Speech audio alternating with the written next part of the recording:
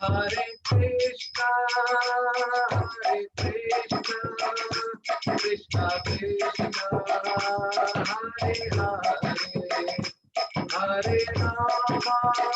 Hare Rama, Hare Rama, Rama Rama, Hare Hare. Krishna, Krishna Krishna, Hare Hare, Hare Rama, Hare Rama, Rama Rama, Hare Hare. Jayo Jayo Prabhupada, Prabhupada, Prabhupada, Jayo Jayo Prabhupada, Jayo Prabhupada, Prabhupada, Jayo Jayo Prabhupada, Prabhupada, Jayo Jayo Prabhupada. Prabhupada, Prabhupada, Prabhupada, Jaya Jaya Prabhupada.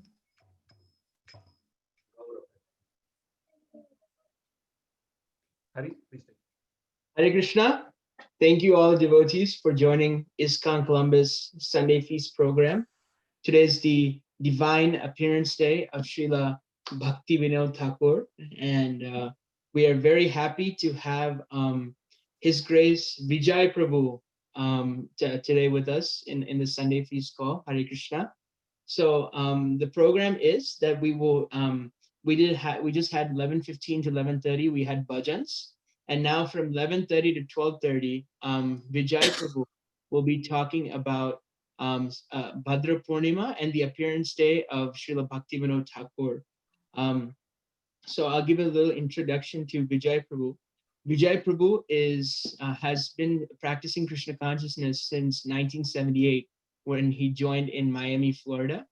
Vijay Prabhu, one of his first services was to become a book distributor.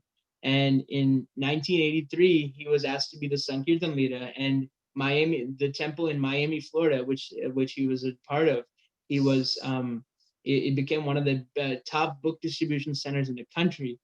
And then 1990, they asked him to become the temple president, and the book distribution did not decrease. And he served as the temple president in Miami. And then in 1991, he moved to Los Angeles to distribute books in the areas. And in 1995, because he was very inspired by His Holiness Ganapati Maharaj, Vijay Prabhu started distributing books at book tables at universities. And this was very successful. And he actually was speaking to him last, I think Friday, and he said that Columbus also has a big scope for this because we have the biggest university, one of the biggest universities in the country. And Vijay Prabhu is ISKCON's Minister of Book Distribution, and he's served in that role since 2002. And he has been encouraging all of every temple in North America to distribute books, and he has a website where he posts inspirational stories about distributing books all over the world. And I've been following his videos and his tutorials about how to distribute books, and they're very amazing. And he will be enlightening us today on this festival and our Bhadra Purnima campaign. And we'll give you at the end of the program, there will be announcements, and we'll give you an update about how the Bhadra Purnima campaign is going on in Columbus and the world. So thank you all, and Vijay Prabhu, you can take over from here. Hare Krishna. Hare Krishna. Hare Krishna. So maybe we'll chant a little Jaya Radha Madhava, and then we'll talk. Jaya Radha Madhava Kunjabi Radha Madhava Kunja Vihari Gopi Jana Vallabha Girivana Dari Gopijana Vallabha Girivaradhari Yashodanandana Janaranjana Yashodanandana Brijajana Ranjana Jamunatira Vanachari Yamuna Tiratha Balachari Jaya Radha Madhava Kunjabihari Jaya Radha Madhava Kunja Vihari Go Premanandi Hari Bol. Omayana Tamanandasya Gyananjana Salakaya Chakshur Militam Dena Tasmaya Shri Guravenama Mukam Kutava Chalam Pangundam Kayategri Yatkripataraham Vande Shri Gurum Dinataranam Vanchika Pubhischa Kripa Sindhu Devacha Patitanam Pavanevyo Vaishnavevyo Namo Namaha Jaya Shri Krishna Chaitanya Prabhu Nityananda Shri Advaita Gadadhar Sivasadi Gaur Bhaktivinoda Hare Krishna Krishna Krishna Hare Hare Hare Ram, Ram Ram, Hare Hare. This is a very auspicious day, appearance day of Bhaktivinoda Thakur, who is known as the seventh Goswami. You're all familiar, there's the sixth Goswami. So Bhaktivinoda Thakur was such a great devotee, such a respected Vaishnava, that he was dubbed the seventh Goswami. And he said, as far as the Srimad Bhagavatam, he said the Srimad Bhagavatam is the great universal message. So now we're doing this Bhadra Purnima, getting Srimad Bhagavatams out as much as we can. So this is what he said about the Srimad Bhagavatam. It is the great universal message. You know, the Srimad Bhagavatam, also the Bhagavad Gita, it's there for everyone. Anybody can become a great Vaishnava. There's no restriction. Just like when Krishna consciousness was being spread in Africa, Prabhupada, he had sent some devotees there. And when Prabhupada went to Africa, he saw that the devotees were preaching to the Indians and not to the indigenous, to the Africans. And Prabhupada said, why? Why is this? And the devotees said, well, Prabhupada, they're not very interested. Prabhupada said, no. Open the doors for everybody. So the devotees did that. And within a short time, the temple was packed with Africans. And Prabhupada was very pleased. And of course, many Africans became devotees. So this is the mood of a Vaishnava, that this Krishna consciousness, it's there for everyone, because the devotees, they don't see the external dress. They see that everybody is a spirit soul. Everyone is part of Krishna. And everybody should be given an opportunity to hear about Krishna and to become devotees of Krishna. So he also said that the Srimad Bhagavatam is the ornament for a religious library. It's like people have libraries, so many people, they have libraries, and so many books are in there. But the Srimad Bhagavatam, he said, is the ornament for a religious library. It's the essence, this knowledge which is given to us in the Srimad Bhagavatam, which is given to us in the Bhagavad Gita. This is actually the essence of all knowledge, because it's giving knowledge of God, of Krishna. It's giving knowledge of who we are. Just like there's so many religions around the world. But how much knowledge do we get of God? I grew up a Christian. I read the Bible, but there's very little information of God in the Bible, New Testament or Old Testament. You know, God is great. He's omniscient. He's all powerful. He's all knowing, but not much more. very limited knowledge of God. So the Srimad Bhagavatam is just, it's filled with a vast amount of knowledge of God, what he looks like, what he does. It's like I had friends, and when I was a Christian, we would discuss, so what does God do? No one has a clue. What does God do? So the Srimad Bhagavatam, so many wonderful pastimes of Krishna. He dances, he plays the flute.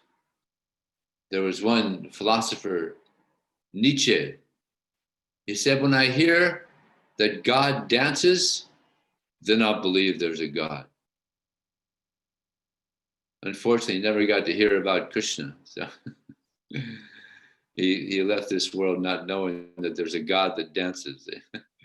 And even Krishna, he's known as Vrindavana Nathabara. Krishna, he is the best dancer of Vrindavan. He's a really good dancer.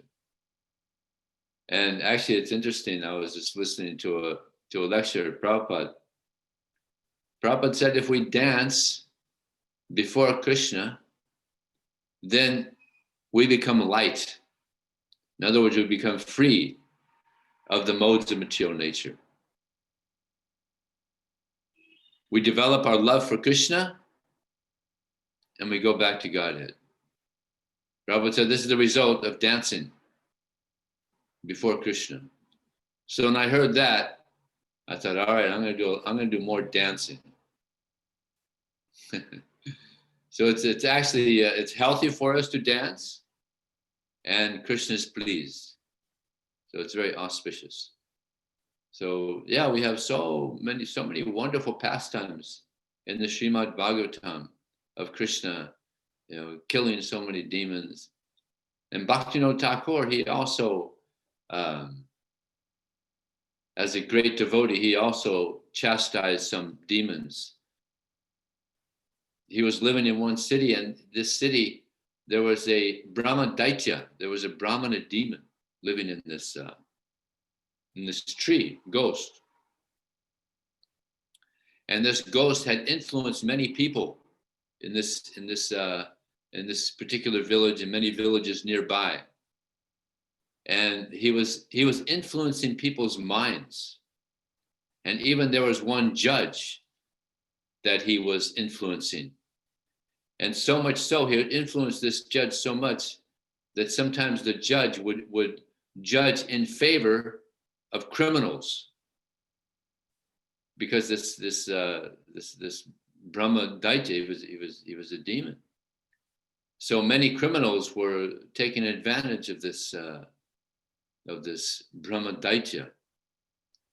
So there was one Pandit who went to Bhaktivinoda Thakur's house begging for alms. And Bhaktivinoda Thakur could see that this Pandit, he was a nice devotee. He was a real Pandit, knew the Veda. So he told this Pandit, go to this tree and recite Srimad Bhagavatam for 1 month. So this Pandit, he heard about the problem of this Brahma Daitya in this tree. So he did that for 1 month. And at the end of this month, the tree fell down. And the Brahma Daitya, he left. And people were relieved to be free of this Brahma Daitya. So devotees also, they sometimes will chastise.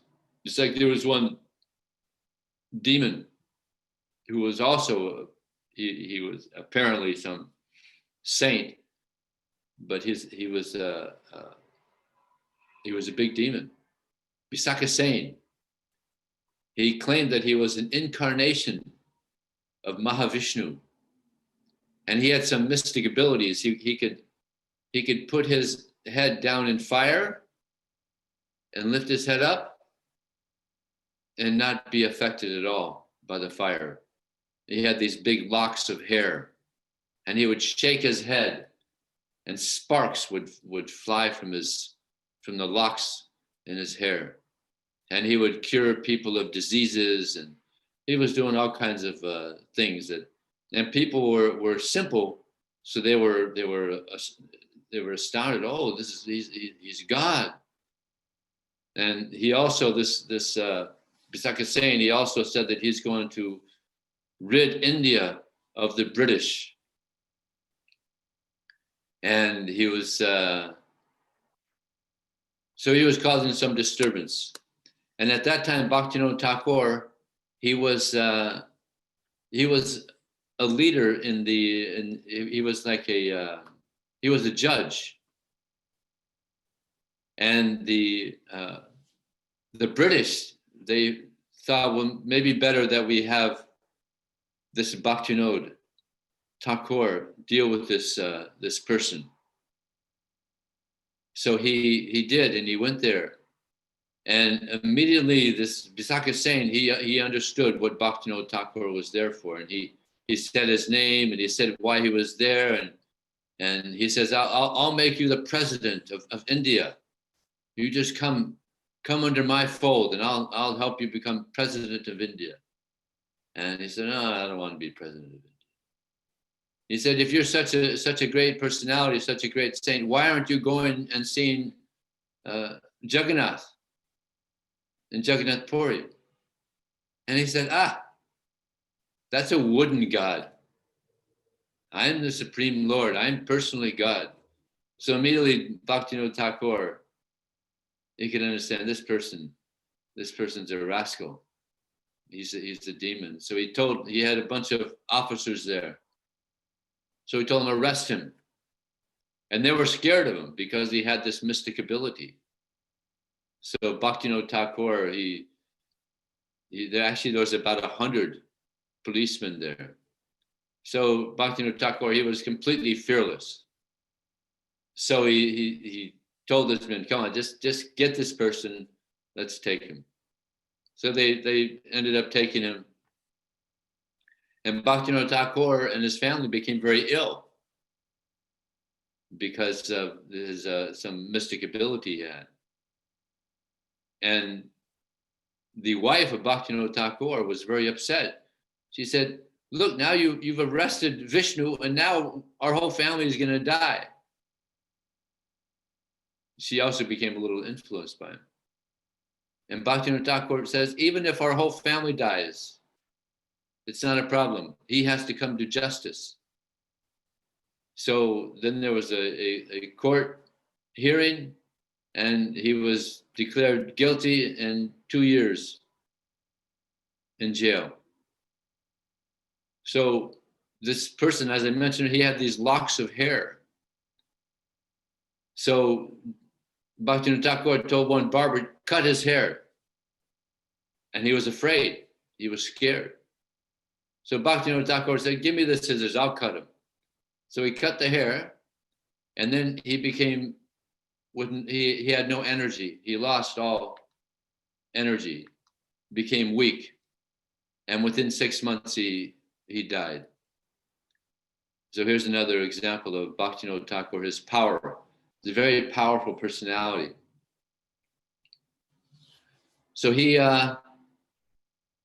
wanted that people throughout the world take to this Krishna consciousness. And he actually predicted that in the future that people from America, people from China, people from Europe, people from South America, Muslims, everyone would come together and they would chant Jaya Sachinandana Gaura Hari, Jaya Sachinandana Gaura Hari.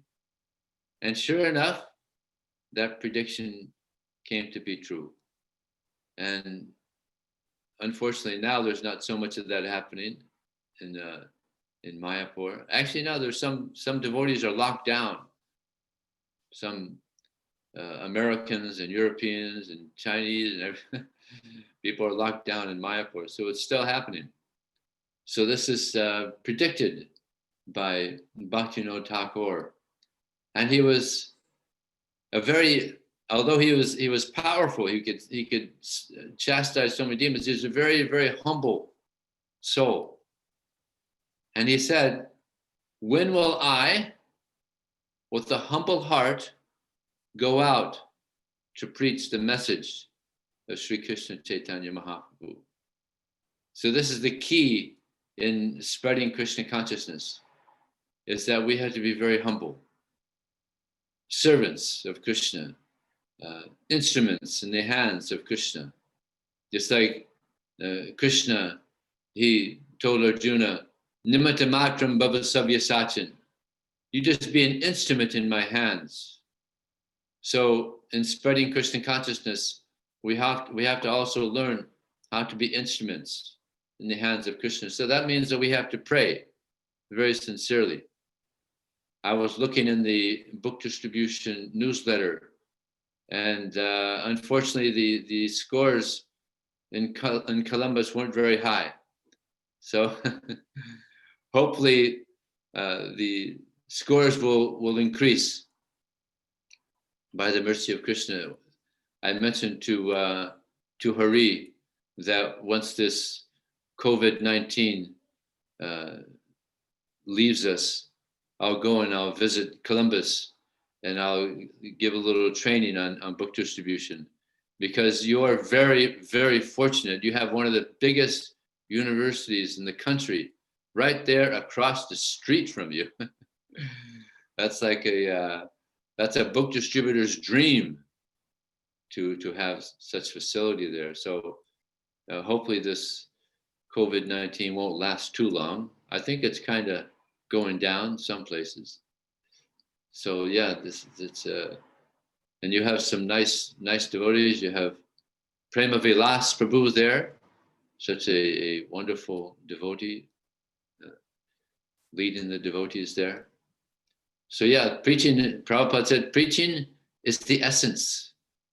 Yeah, this is the essence. Just like Bhaktivinoda Thakur, he said that the Srimad Bhagavatam would be the ornament of a religious library.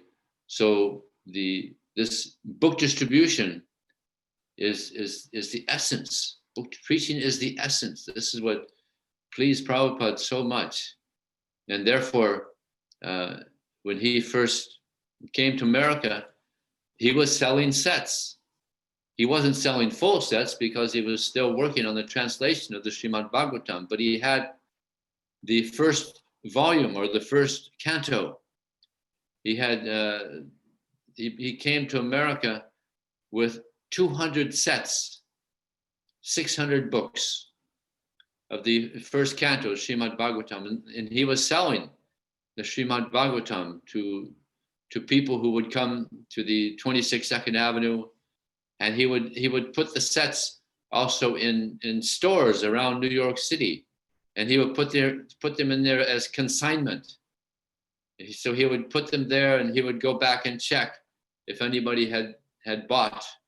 And to his pleasant surprise, sometimes he would go to these stores and people will have bought some of his books, and he would put more books in there. So sometimes there was some controversy about which temple was the first big book distribution temple in America. Some say it was San Francisco, and then Canada, they were also doing it in Vancouver.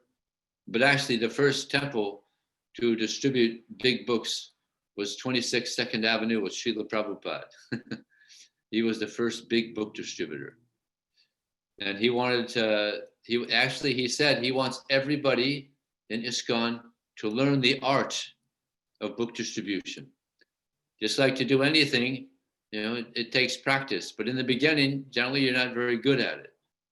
Just like we have devotees that first come to the temple and they try to play mridanga, and they sound terrible. But then with practice, they learn from someone who knows how to play. Then eventually, if they're good students, then they also become very good at playing the mridanga or harmonium. So practice makes perfect. So with practice of book distribution, also we can become very good at it. And the reason Prabhupada wanted this book distribution is because people are diseased. The main disease in the world right now was not COVID-19. The main disease throughout the world is the bodily conception of life. Everybody's walking around thinking that I'm a man, I'm a woman, I'm American, I'm European, I'm Indian, I'm South American. This is illusion. In the Srimad Bhagavatam, it stated, Nehadat karma dharmaya naviragaya kapate natirtapada sivaya jivan api mudoi saha.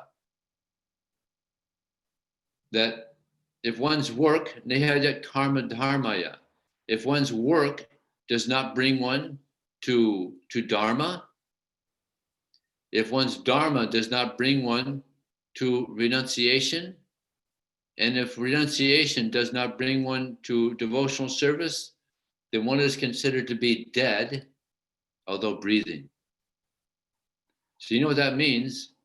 That means there's a lot of people walking around on the planet, but they're not alive. They're dead.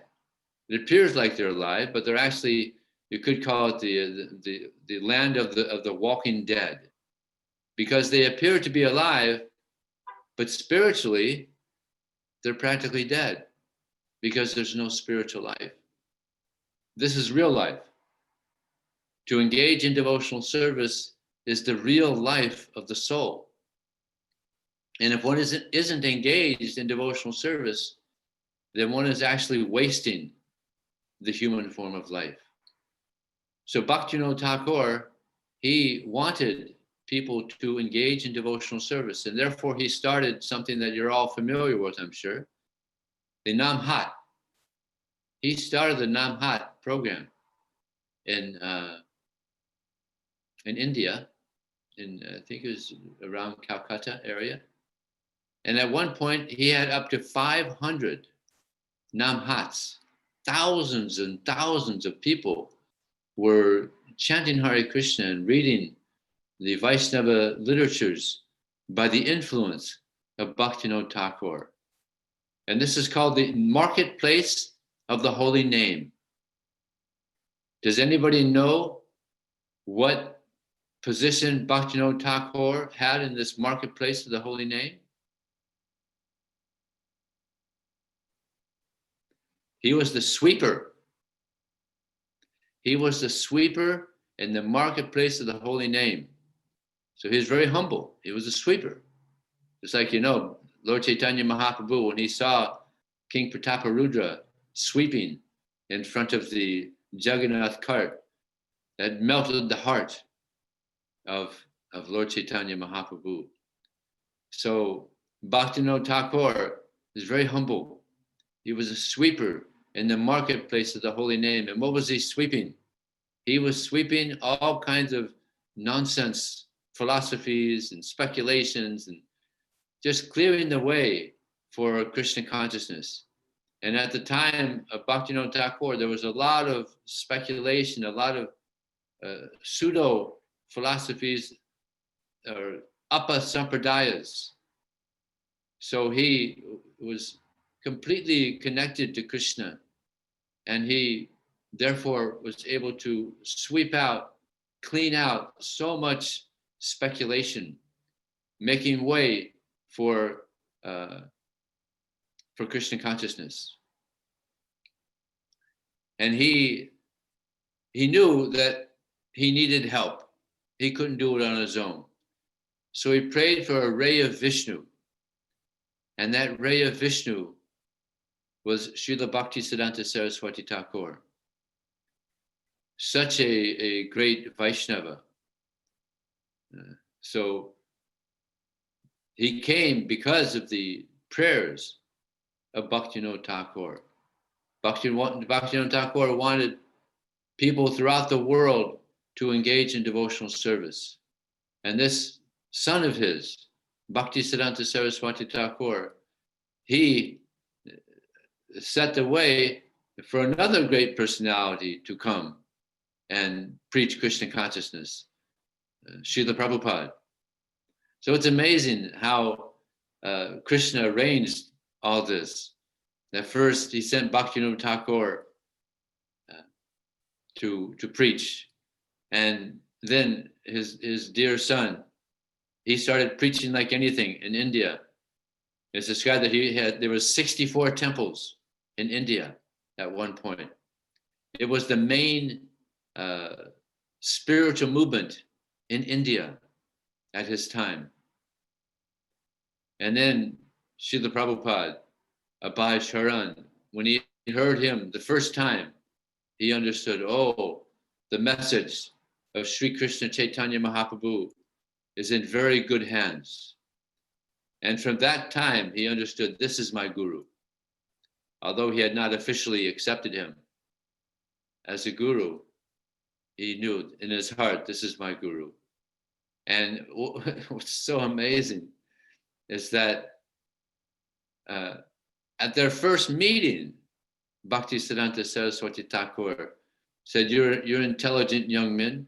You should teach the message of Sri Krishna Chaitanya Mahaprabhu to the Western speaking world.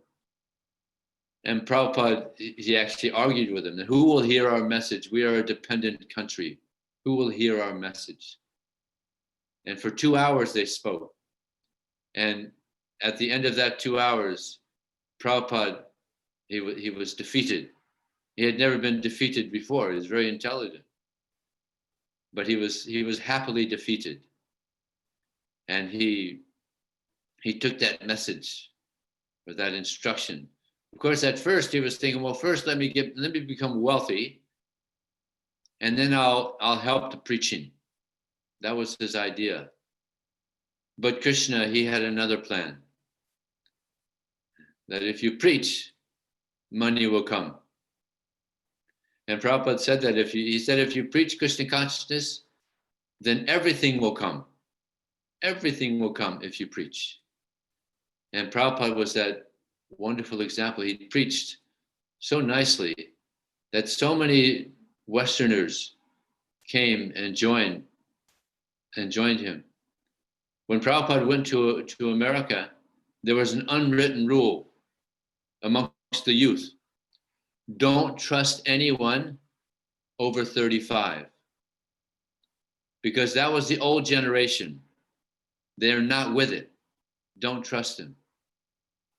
So Prabhupada shows up, twice that age, 70 years old, and the youth are giving their life to him. Pretty amazing, huh?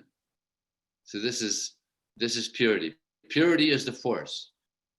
Preaching is the essence, purity is the force. So Prabhupada had that purity that can convince people to give up their material life and dedicate themselves to Krishna. I mean, it's amazing. Many professors, they were astounded that the youth who were addicted to so many sinful activities were giving it all up, giving up drugs, giving up illicit sex, gambling, intoxication, giving up all these things and chanting Hare Krishna. They were just amazed, like how is this possible? So this is the purity of Srila Prabhupada.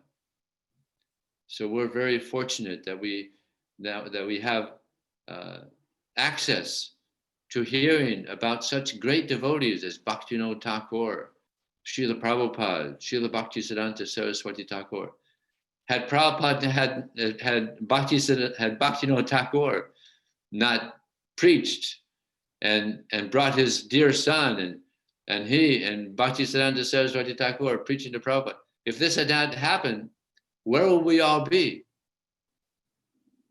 I mean, it's scary to think of. We would be engaged in so many sinful activities, which is what is so rampant now throughout the world. Kali Yuga, such a degraded age.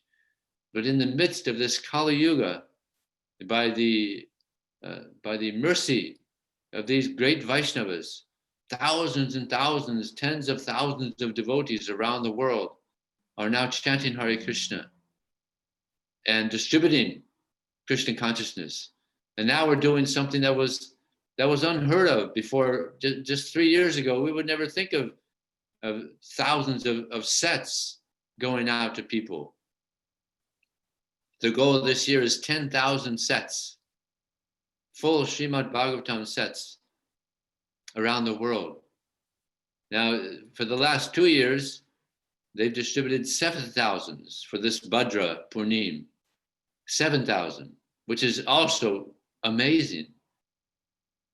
Yesterday, I heard from the devotees in New Zealand that they're going right out to the streets and they set up book tables and they put the Srimad Bhagavatams right on their table. And in 5 days, they distributed 6 full Srimad Bhagavatam sets just to people out there on the street. I couldn't believe it. It's just amazing. How is this possible? This is the mercy. This is the mercy of Krishna. This is the mercy of the Vaishnavas, especially Vaisheshika Prabhu, who was heading up this Bhadra Purnima, inspiring devotees all over the world to distribute books. So he is a very clear, pure recipient of the mercy of these great Vaishnavas. And I was just thinking that if all of us devotees in ISKCON, if we could just follow in the footsteps, try to follow in the footsteps of Vaisheshika Prabhu, then this movement will grow exponentially.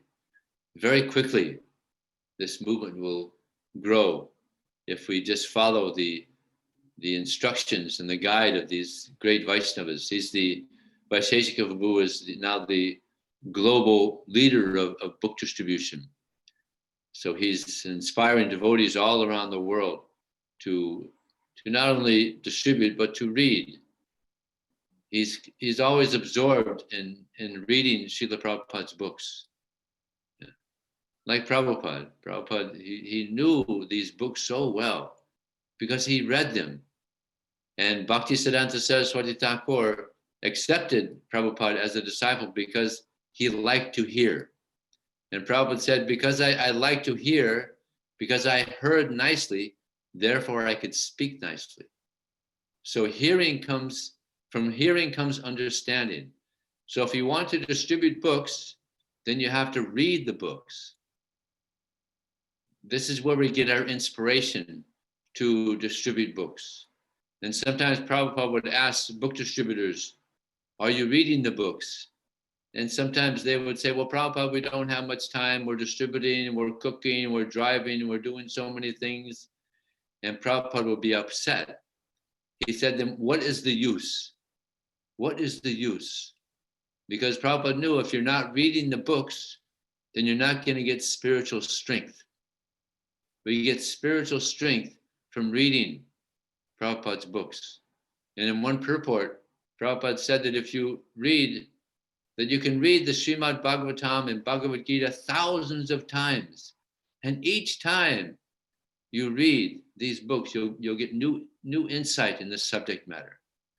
And personally, I can tell you, this is where I get my juice. This is where I get my inspiration, especially Bhagavad Gita. I love the Bhagavad Gita. Yeah, I think I've read it, I don't know, maybe 60 times or something. Because it's just such inspiration. And Krishna, he was blessed by his spiritual master that whatever you speak will be ever fresh. Of course, he doesn't need to be blessed. But it's like that. It's ever fresh. And Prabhupada, he wrote many devotees that if you want to be inspired, then read one chapter a day of Bhagavad Gita. Every day, read one chapter, and you'll be inspired to be Krishna conscious.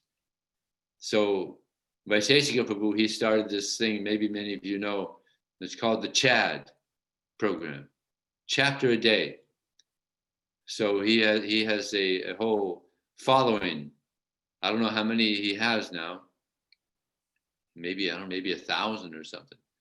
So we're quite close friends. So he got me inspired to do this. So I've been doing this for about 10 years now. I've been reading a chapter a day of the Bhagavad Gita. And it's so nice, so nice. So what I do is I read one chapter of just the English, but then I have another bookmark where I read the purports also. Because if we just read the translation, then we're really missing out, because the purports are also so nice, filled with realization. Actually, each sentence in Prabhupada's purports are like a sloka in itself, because they're coming directly from Goloka Vrindavan. He said, I'm being dictated to by Krishna. Krishna is telling me what to say. Yeah, so we're very fortunate to have these treasures of knowledge.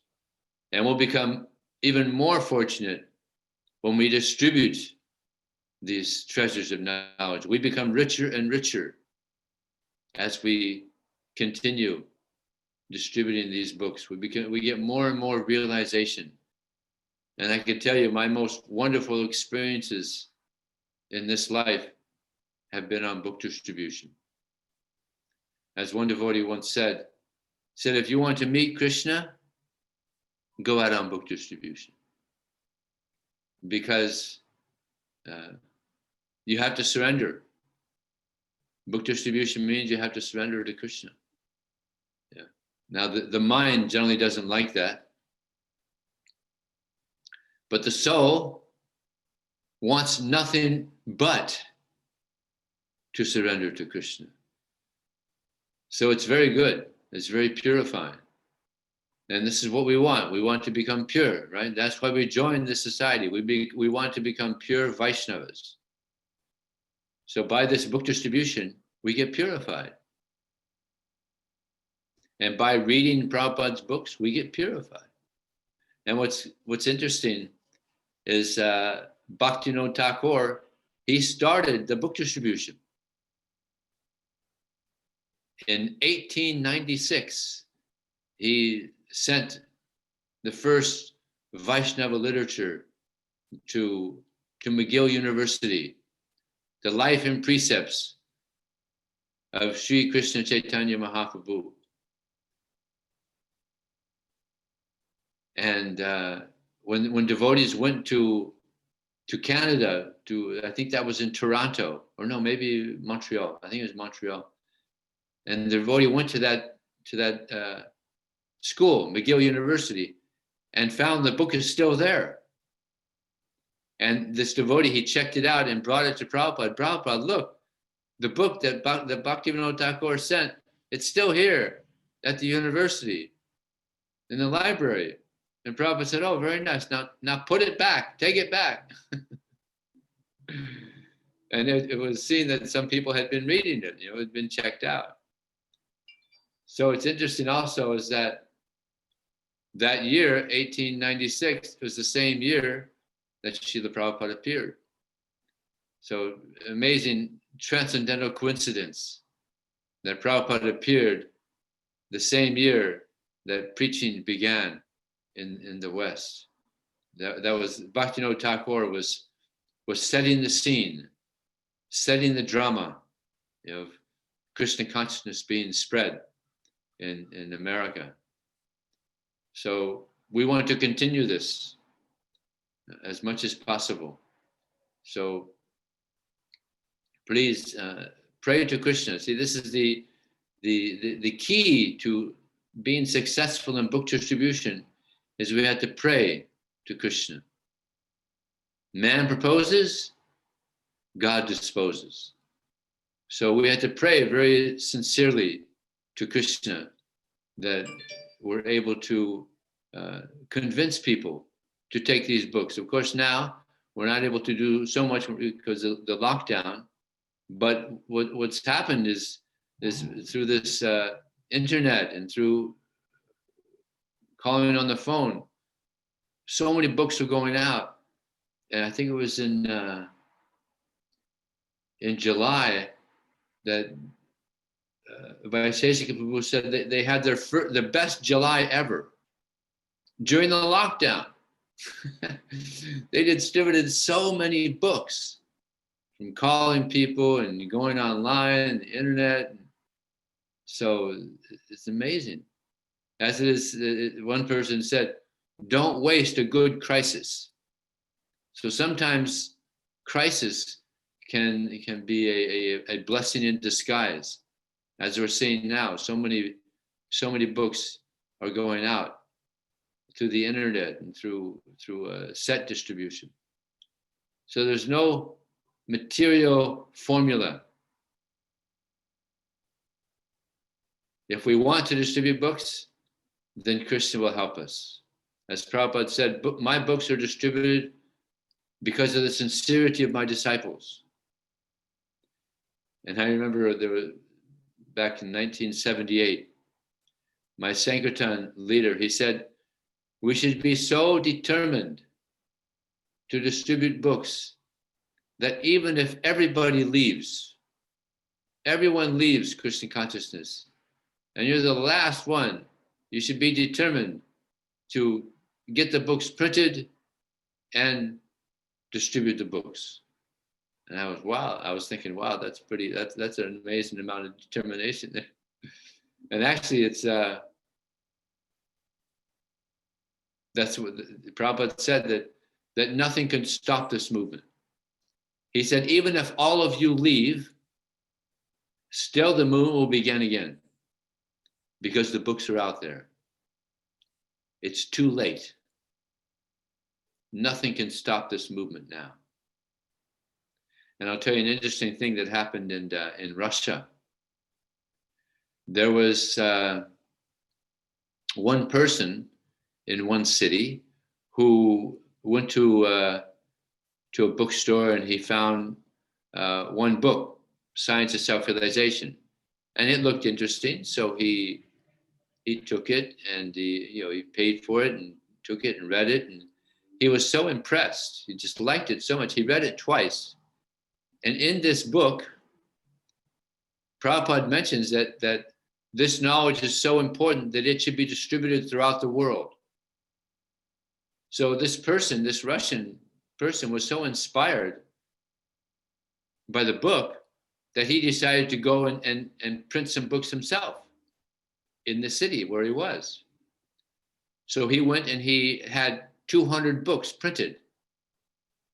He was a businessman, so he had some money. So he printed these books out, and then he was going out and he was distributing the books in the city. He had never met a devotee. He had never taken prasadam. He was maybe he was chanting Hare Krishna because the Hare Krishna mantra is there in the books. But he had no association, but he was distributing books.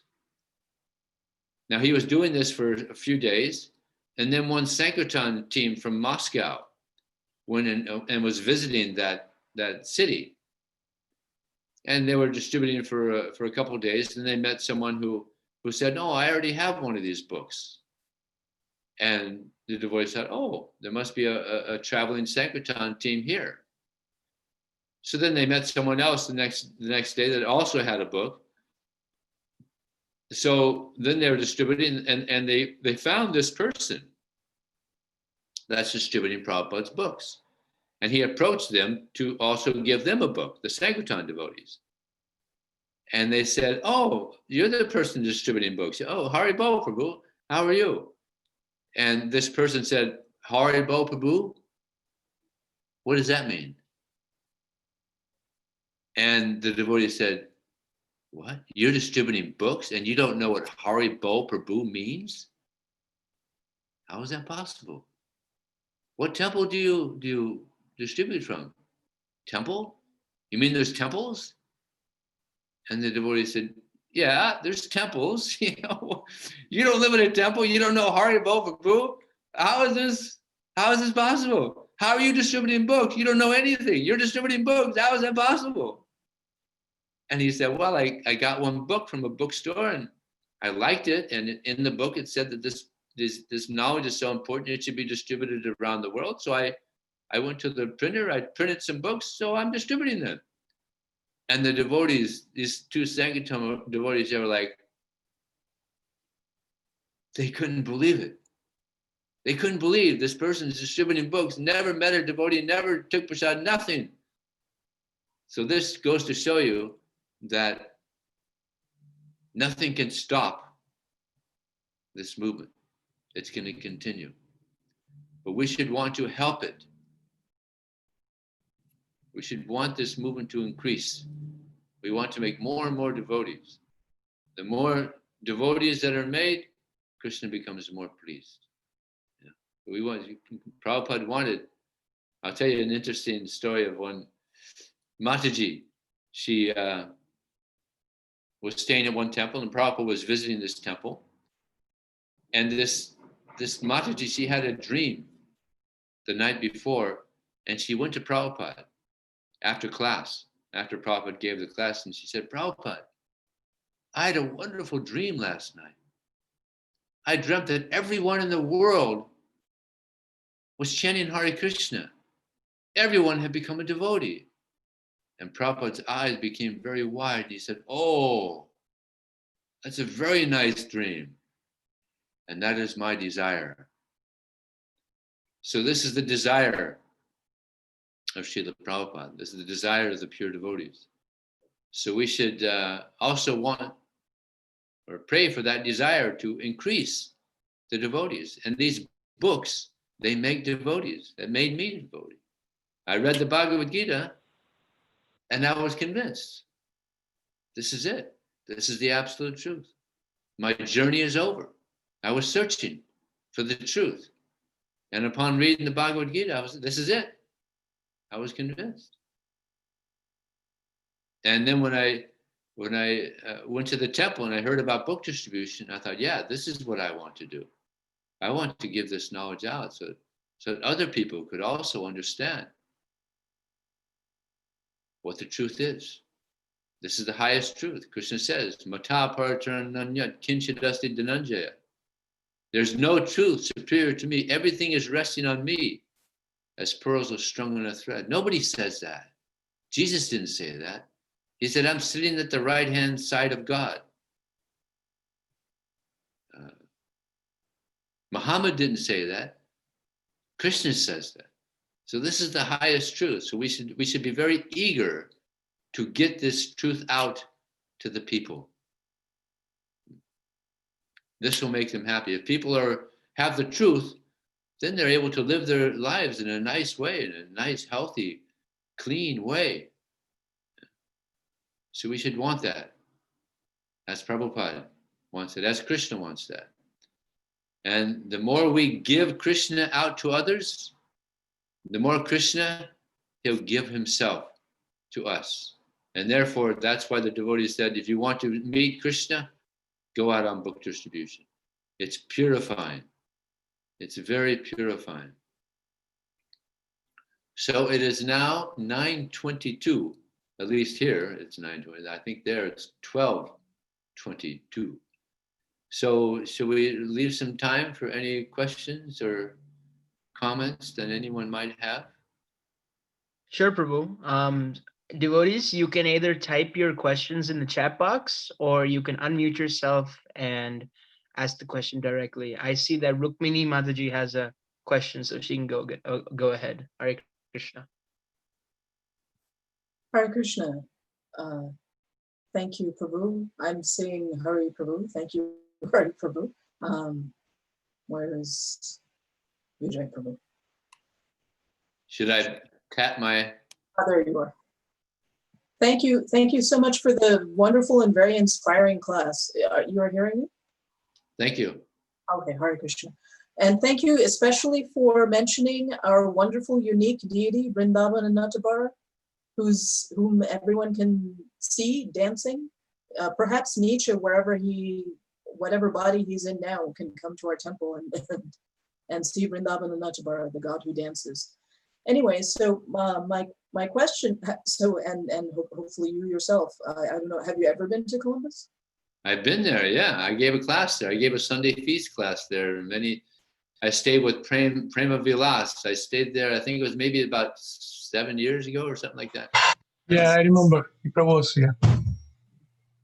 Yes, so my question was about the story that you were telling at the beginning of Srila Prabhupada preaching in Africa, and I had also heard this story before. In fact, I heard that when Srila Prabhupada and the devotees there went out on Harinam Sankirtan in the street, and they were coming back to the temple, then of course some local Africans were inspired and also came, and then the temple devotees didn't want to let them in, and there was actually a good reason they didn't want to let them in, because it was the time of apartheid, so it was actually illegal for there to be a mixed gathering. However, Srila Prabhupada said that if they are not coming in, then I'm not coming in. And so then, of course, the devotees did let them in. And then, as you said, then there was this wonderful explosion of the devotional movement in Africa that included Africans. Now, when you were telling that story, I looked on the call and noticed that all of us on the call currently, or at least at that time, were of Indian descent. And now this is not character. Since you've been to Columbus, you may have seen that we generally do have people of African American origin in our congregation, and we're a very welcoming, warm temple, and we want to be dynamic and not in the bodily concept of life. However, it seems that practically speaking, it seems that it's easier to get people who are of Indian origin. So, whether we're all trying not to be in the bodily concept of life, but somehow that happens. So, and the situation when we go out on book distribution, so now, so on book distribution, you see the local population, however it is, all different kinds of people. And now in COVID-19, since we're not, it's not so easy necessarily to go out on the street, then more book distribution is happening through our social networks. And then that will reinforce whatever our social network is. Whatever our social network is already, then those are the people that we distribute books to. So do you have any advice that has worked for distributing books and as you said, preaching is the essence, so that it's more inclusive of all kinds of people in all kinds of different bodies and of all kinds of different national origins, for instance? Thank you.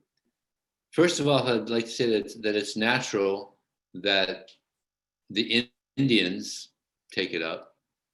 It's their culture. This is not our culture. It's so foreign to us. Everything about Indian culture is foreign to us. But with the Indians, they grew up with it. They come to America and they try to forget it. But then, Krishna encourages them to take it up again. But so this is why it's mainly Indians, practically at all our temples in America and other places around the world. But there are Westerners such as myself and so many others, Vaiseshika Babu. So many wonderful devotees have come to practice Krishna consciousness, although it's another culture. But because it is another culture, it'll be less. It's natural. And as far as preaching during this COVID-19, the contacts you have will mostly be, people who you've already associated with or had some connection with, but not always. Sometimes people, they come to the temple and they leave their contact information, but they're not Indian. So you could contact them and try to offer Prabhupada's books to them. But it's a big challenge distributing books at this time. But here in San Diego, we're going out to the park, distributing books, and we're taking precaution, but we're having success. It's nice. In New Zealand, they're distributing books still, and other places. I don't know how the situation is there in Colombia. Columbus? Is it low now? Is the bar level now, or is it up, or how is the situation? It's apparently recently gotten lower. So for instance, we're in Franklin County, and it was level 3 for a long time, and it became level 2. So for instance, schools are being allowed to open.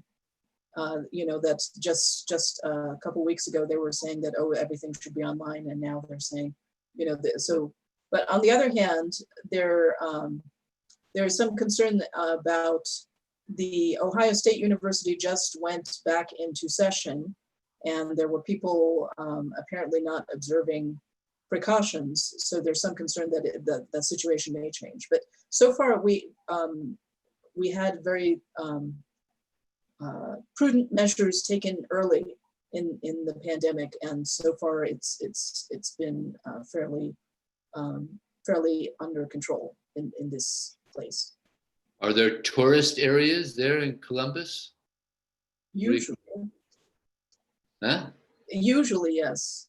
So for instance, one thing was that football was a very big thing, and unless it's changed, I believe the whole football season was called off for this year. But yeah, there's definitely the short north is an area where people would go out, and when people go on Harinam Sankirtan, then that's an area that Can you set up a table there? Is that allowed? there's maybe it's better if Hari speaks about it. I mean, I think he has been doing that regularly. What do you say, Hari? Yeah, it's, Short North's a pretty good area. We've been doing Harinam there, and there's a park right next to Short North called Goodale Park, and we've been doing Harinam there. We've had a book table there, and then before COVID, Short North on Friday nights is like the place to be. There's like a bar area, and then there's like music and stuff like that. So we've set up a book table there before, and we've distributed many Bhagavad Gitas and small books, and it's actually been pretty successful. So Short North's a pretty good area. Columbus is a little bit challenged in that sense that it's kind of more like it's kind of like a Passover town. It's not really like a staying town, but it is getting bigger, like the downtown area and the Short North area. So it's growing, and we have to grow with it as well. Have you tried setting up a table since we've had the COVID-19? Only at the park, not in Short North. Maybe give it a try. You think it'd be okay? I mean, authorities give you a hard time, you think? No, if they can I see people protesting and stuff like that, and I think it should be fine to distribute books. So we could try. And also we've always gone to the Patel brothers as well. So Patel brothers book table always never fails. Yeah. So yeah, I think we should. You should. The bar's leveling out there, so maybe go out and try to increase book distribution. Sure. Do you have any goals for how many sets you want to distribute for this Bhadra Purnima? Yeah. So in the beginning, at the beginning of the when we started hearing about Bhadra Purnima through the airwaves, we set out a goal. Me and Prem Sindhu Prabhu and Leela Manjari Mataji, we got all together and we set out a goal. We thought it would be good if we got at least like 8 sets out.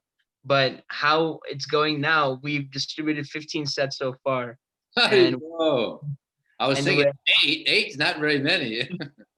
Well, we're kind of a temple that's never like we never had like a big book distribution, because in the winter we can't do we are limited in the winter marathon because it gets to 10 degrees. So so this is kind of like our summer marathon. So Bhadra Purnima is like our new marathon. So we were trying to expect conservative, but devotees just are, their hearts are so nice. I'd like to share a story of we got a message from a guy named Donald. He lives about in a very rural town in Springfield, Ohio, and which is like maybe an hour west of here.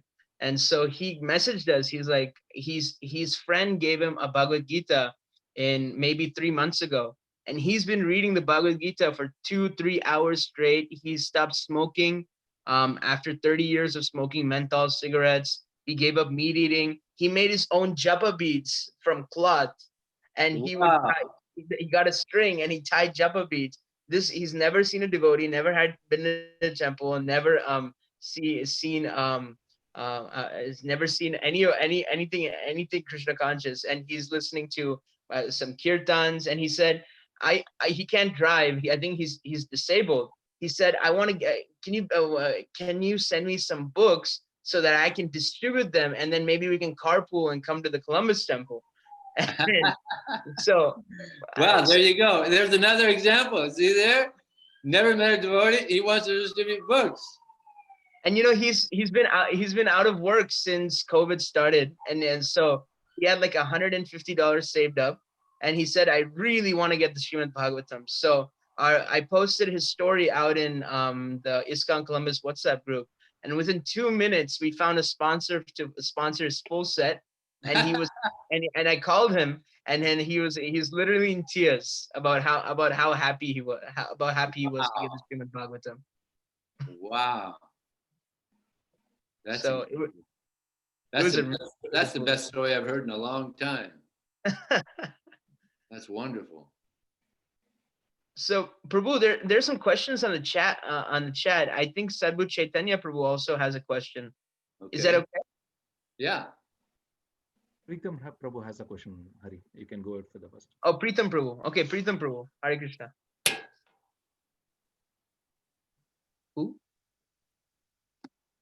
Who has a question, Prabhuji? No, Pritham posted a question. Oh, Pritham posted a question. Yeah. Okay. What that So, is. Prabhu, the question is, what advice would you give to devotees who are very shy to go out and distribute books? Wait That's one the second. question. I'm gonna fix the blinds. I'm getting hit by the sun rays here too much. One second. Okay, sure.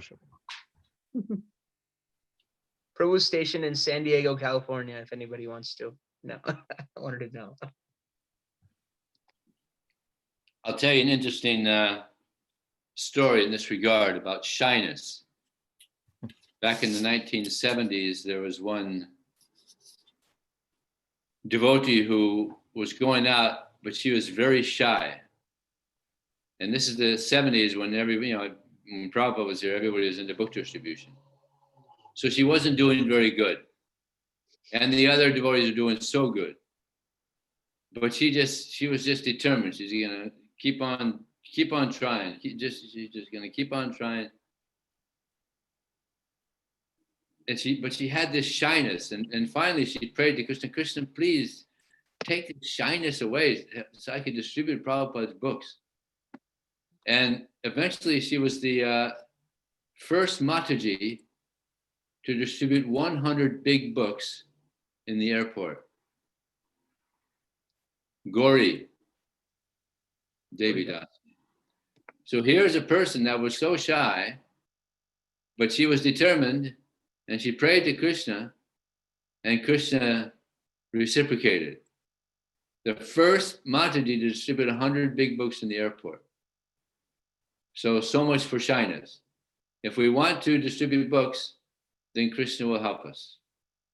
It's just, like I said, we have to pray. He'll help us. Thank you, Prabhu. I have a question, Prabhu. Like when we're distributing the books, we saw several people just comes near to us, and when we're trying to explain about the books and all the things, they just leave off. But some people, we think that the people will never buy it, but that person will get a lot of books sometimes, like 2 books, 3 books at one time, sometimes even more. Some people, we think that they may be getting a books, but they'll never even get anything. So they simply walk away. So is there any tactics to find out which person will buy a book or not? Something like that. Yeah, we never know, do we? We never know. Okay. It's sometimes, I mean, sometimes you could tell, you know, that some person comes, like yesterday I was distributing books at the park, and the person came right up to the table and was enthusiastic, and I knew this person was going to take, and he did. But other people, they just, like the other day, the person came to the table, or we called him over, and he wasn't showing much interest. And then he even walked away, and he went about 15 yards, and then he came back. He changed his mind. And he said, oh, actually, I'll take a book. So we never know. We never know. So We never another, know. Go ahead. Sorry, bro. Another additional question, Prabhu. Sometimes we tend to like kind of force people to get a books. Like they're like keep arguing with us, and then we just try to force them, and then take some small book or some big book, whichever they interest for. We show different books and try to force them to take a book. Is it a good practice, or we should not do like that? Well, if you're showing the book to someone and they give some excuse, you know, a lot of people do that. They do excuses, you know, just like, you know, many of you know, you go on book distribution, they say, no, no, I'm good. You hear that one? I'm good. Yeah. So I tell them, well, but you can be better. And a few times they said, hey, you're right, that's right. All right, what do you got? Show me what you got. And then they take a book. So, or sometimes they say, well, the book is too heavy. I tell them, you know, this book is so heavy, it'll carry you. So they like that one. So they come with excuses. So you have to you know, you have to counter their excuses, but you do it in a nice way. Don't try to force. If we just keep on pushing and pushing and pushing, then it becomes like a false ego thing. Or I'm going to convince this person to take a book. And then the person that we're trying to, he feels the false ego. You're not going to convince me to take a book. You know, you don't, you want to do it in a light way. You know, try to counter their excuses and why they don't want to take it in a nice way, in a friendly way, and don't push too much. You know, otherwise we don't want them to walk away with a bad feeling, right? The golden rule of book distribution. Anybody know the golden rule of book distribution? The golden rule of book distribution. I heard is that our goal is to make each person feel special. Is that the goal? Goal is Leave everybody with a good impression. Everybody walks away with a good impression. Whether they take a book or they don't take a book, everybody walks away with a good impression, because they may not take this time, but they might take next time. If we leave a good impression, maybe they didn't have money, or for some reason they didn't, for some other reason they didn't take, but they walk away thinking, oh, that was such a nice person. And then the next devotee they meet, oh, that other devotee I met was so nice. This person's nice. Let me take a book now. You know? So it's so important. Everybody walk away with a good impression. What did Prabhupada say? A devotee means perfect gentleman or perfect lady. That's a devotee. So we don't want to put pressure or force anyone or leave anybody with a bad feeling. That's the most important thing. Everybody walks away with a good impression. Thank you, Prabhu. Another question in the chat. Abhishek, Prabhu, you want to say, or you want to read it? Okay, I'll read it. Hare Krishna, Prabhu. What areas are best for the book distribution, and how to start conversation with some unknown person? Best areas for book distribution. Well, the universities, when we're not in COVID-19. Yeah, universities are fantastic. And you got that wonderful facility right there in front of you. But anyway, I promise you that when it opens up, I'll go and I'll visit. I'll try to give some guidance. Because you got that 50,000 students at one school, that's like a city in itself. It's like incredible. So yeah, universities are the best. Next to that, concerts. But now also the concerts are stopped. Next to that, parks, downtown. Parks and downtown. So you guys have that there. So that's something I think you should get involved in. It's one facility you have that you can still distribute books at. Mhm. And as far as how to start a conversation, well, I was listening to a lecture. Prabhupada said, when you first meet someone, you tell them, hey, I'm from here. Where are you from? So that's what I do when I first, and then also it's very common. What kind of work do you do? It's very common when people first meet. So when I first meet someone, I tell them, oh, I'm a traveling monk from Florida. Where are you from? So you gotta see a question has a hook on it, right? A question has a hook on it. So that stops them. They might be walking away. Hey, I'm from Florida. Where are you from? And that stops them. Oh, I'm from New Jersey or something. So that's how to start it out. And then as soon as you get where they're from, oh, that's cool. But let me show you this here. You show them the books. And Prabhupada, he put pictures in the books for a good reason. People like artwork. And especially if the art has a message in it. And we have so many nice pictures in our book, the Bhagavad Gita, for instance. We have the changing bodies. People see that for the first time. And sometimes they're like, wow, look at that. Or especially the one with the 5 horses and the 5 senses. People love that. Sometimes people get the book just for that picture. I'll tell you a story. I was distributing books at a university once in California, in San Luis Obispo. And what I usually do is I go to the school one year and then I go back to the same school the next year. So I went to this school there in San Luis Obispo, and one student had gotten the Bhagavad Gita from me the year before. And he said, you know that picture, the 5 senses and the horses? I said, yeah. I cut that picture out and I pasted it on the wall next to my bed. So I understand this is the situation. Control the senses. So people like our art. So I show the art, and pretty much the book is sold on the strength of the art. Of course, the philosophy that goes along with the art. People are attracted.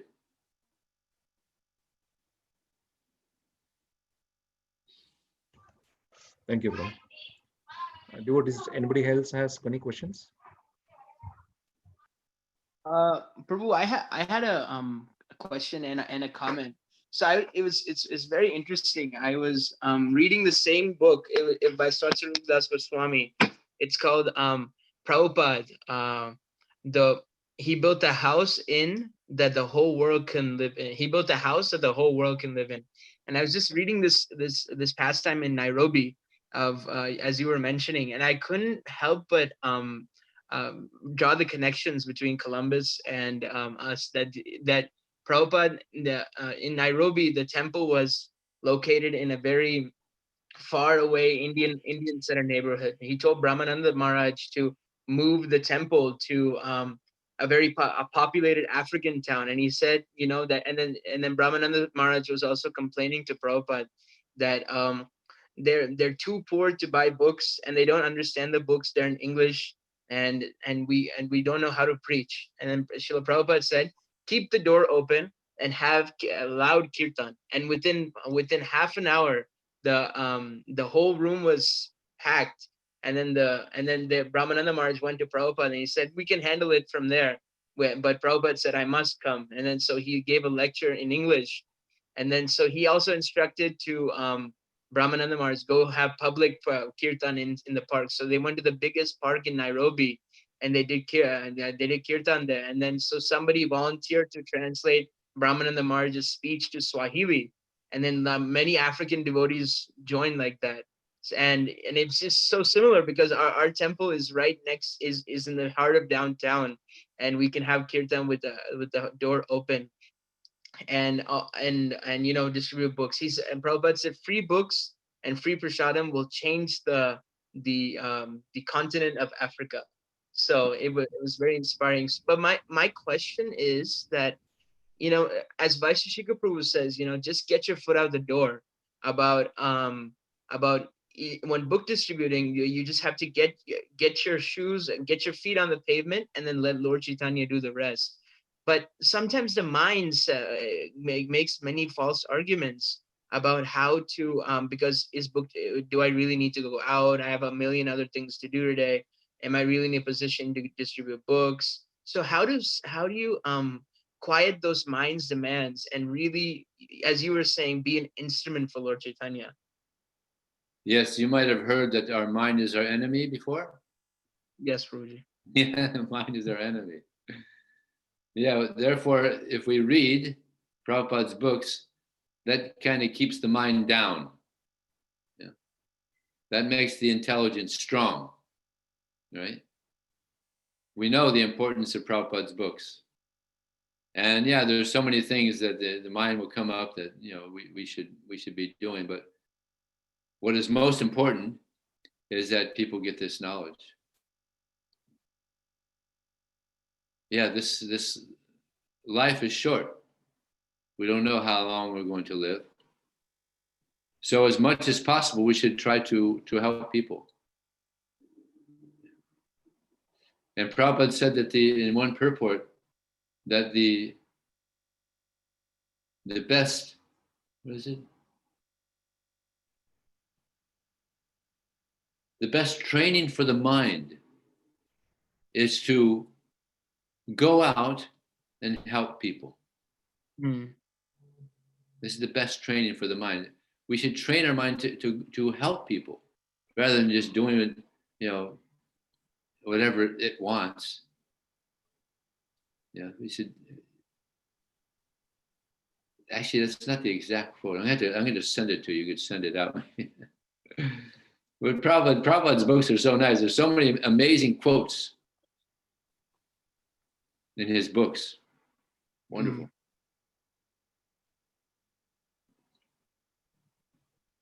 But yeah, the best training for the mind is to, no, it's there, but it's not quite coming. Yeah, the best training for the mind is to benefit others, is to help others. This is the best training for the mind. Not that we're trying to become selfless servants of Krishna, right? Dasa, anudas, right? But the mind wants to be boss, anubas. The mind wants to boss us around, but no, we want to be servants of Krishna. So servant of the servant of the servant. So Prabhupada, he wants us to preach Krishna consciousness. Yeah. So yeah, that's the best thing that we can do is help others. That'll keep the mind down. Have to conquer the mind. Mm. Thank you so much, Prabhu. Does anybody else have anything? Naveen Krishna Prabhu, Ram Tirtha Prabhu, Prem Sindhu Prabhu. Would you like to say anything? Would any other devotees like to say anything? Okay, I think you guys are probably a little hungry over there. Yeah, it's probably faster. It's only 9:53 over here. You guys are past breaking the fast period. Fasting today. Yeah. Well, you're giving class in Columbus, so you can say that you're 12 o'clock. What we would really like to thank Vijay Prabhu for giving us his valuable time and taking time to speak to us in Columbus. We are really grateful to him. We will have announcements after, but if everybody like to mute and tell Hare Krishna, a big Hari Bol to Vijay Prabhu, we can say that. Hari Bol! Hare Krishna. Hari Bol. Hare Krishna. Thank you. Haribol. Thank you so much, Prabhuji. Hare Krishna. Haribol. So I will share my screen and we will do some announcements, from some temple announcements. Let me share my screen.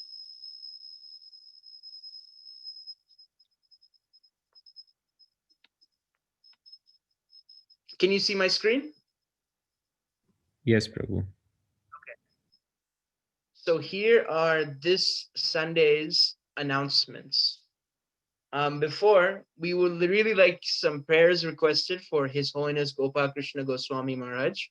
Gopal Krishna Goswami was just diagnosed with, just contracted a positive test on COVID-19. And we would really pray for devotees and to pray for Gopal Krishna Goswami.